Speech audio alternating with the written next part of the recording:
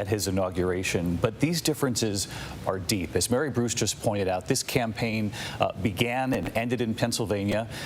Joe Biden reminding this country of his Scranton roots, where he was born as a boy, where his father struggled to find work, Joe Sr., where the family was forced to move in with his grandparents, with his mother's parents for a time before they moved to Wilmington. And there was one anecdote that Joe Biden shared through the years that landed in particular with this outreach to the working class, the middle class, his messaging in this campaign and in all the campaigns prior.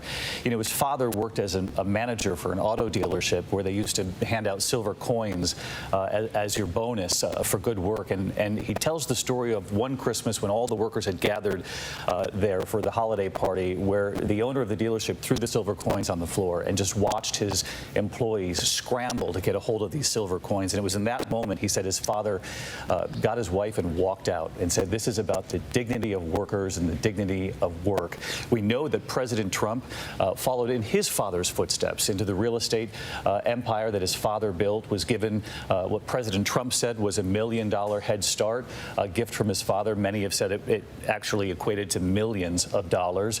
No rap on that, but that's just very different from Joe Biden's start. And Joe Biden made that appeal. And it's very interesting when we point out, as Mary mentioned, he first ran for president in the late 80s. This was his third time. This is a man who's carefully waited, did not plan on running, thought that this moment demanded that he run with what he saw in Charlottesville and thereafter.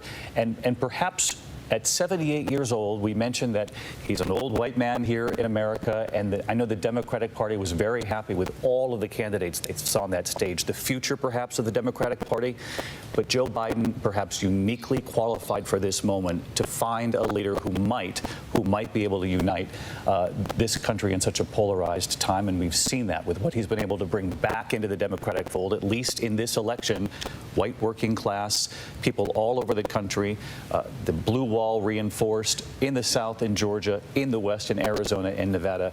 A very unique moment in history, given what this country's going through. Says he wants to be a president for all Americans. Lindsay Davis, what a moment that will be when Kamala Harris takes the oath as Vice President of the United States. What a moment indeed. And I'm thinking about the future of it and the history of it at the same time. Of course, this year we celebrated